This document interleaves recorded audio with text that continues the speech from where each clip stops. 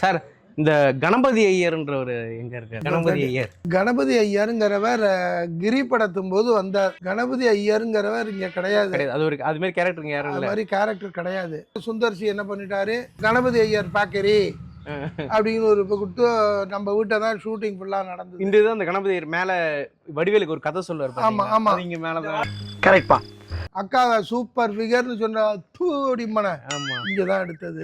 அது இவர் மதன் பாபு இங்க கீழே விழுவாரு. இந்த ஊர்ல சினிமா ஷூட்டிங் எல்லாம் வந்துட்டு இருப்பா. அப்படி என்னென்ன படம் எல்லாம் எடுத்திருக்காங்க இங்க? இங்க கிரி படம் எடுத்திருக்காங்க, சேது படம் எடுத்திருக்காங்க, டிவி சீரியல் செல்லம்மாள்னு அபிநயா கிரியேஷன்ஸ் டெல்லி கணேஷ் டைரக்ஷன்ல. அதுல எனக்கு கிட்டத்தட்ட 20-25 எபிசோட் நான் பண்ணியிருக்கேன். 1980 நினைக்கிறேன், ஐ திங்க் ஸோ. சட்டத்துக்கு ஒரு சவால்னு ஒரு சினிமா வந்தது. அதுல நான் ஒரு மார்வாடி கேரக்டரா பண்ணினேன். அப்போ நான் ஒரு குழந்தைய வளர்ப்பேன். அது யாரு அந்த குழந்தைன்னா, இன்னைக்கு மீனான்னு ஒரு நடிகை இருக்காங்கல்ல, அவங்க தான். அப்போ இங்க வா, ஒரு செய்தி உனக்கு கிட்ட இறஞ்சும் சொல்ல முடியாது என்னால. இங்க வா. இங்க வர முடியாதா? சாந்தா வரதுன்னா வரலாம், நீ கவரேஜில் வரணும்னா நீ ஏற வேண்டாம். இங்க வந்து நின்று அங்க பாருங்க, போஸ் கொடு. எல்லாருமே வந்து ரேக் பண்ணிட்டு இருக்காரு. அர்ஜுன் வருவாரு படப்பிடிப்புக்கு வந்தபோது, இங்க டவர் கிடைக்கலன்னு இவ வீட்டு மாடியில தான் போய் நிற்பாரு. யாருக்கும் இடம் கொடுக்க மாட்டாங்க. அர்ஜுன் வாங்க தாராளமா எடுத்துக்கோங்க, கொல்ல மாடியில ஏறி டவர் வருது அப்படின்னு சொல்லிட்டாங்க. சினிமா நடிகருக்கு அத்தனை மகிமைன்னு சொல்லிவிட்டு, அது 10 வருஷம் 25 வருஷம் ஆறுது. நீங்க அப்படியே நடந்து போயிட்டே பேச்சு வரும். ஆமா, இவர் இப்படிதான் எல்லாரையும் கலாய்ச்சிட்டே இருப்பாரா? இங்க திருவண்ணாமலை இவெல்லாம் ரொம்ப நமக்கு ரொம்ப வேண்டிய வருவேன்.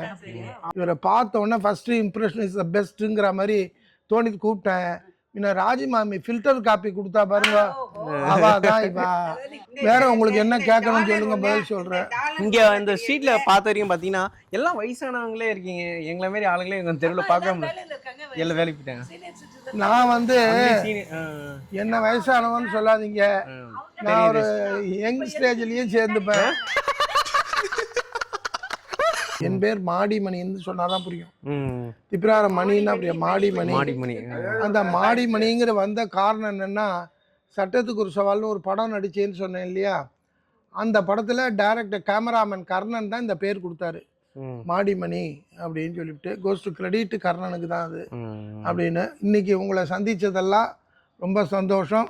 தற்சமயம் உங்களிடமிருந்து விடைபெறுவது உங்கள் மாடிமணி.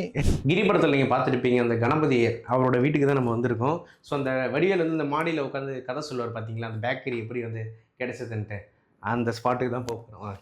இந்த இடத்துல இருந்து நம்மளுக்கு அந்த அகர்வாரம் ஃபுல்லாக பாருங்க, எல்லாம் அகரகாரத்து வீடு தான். சூப்பர் ஃபிகர் அப்படிமா அக்கா தங்கச்சி சூப்பர் ஃபிகர் சொன்ன நீ தாண்டா ஒரே ஆளு அப்படின்னு இந்த இடத்துல உட்காந்து சொல்லுவாங்க.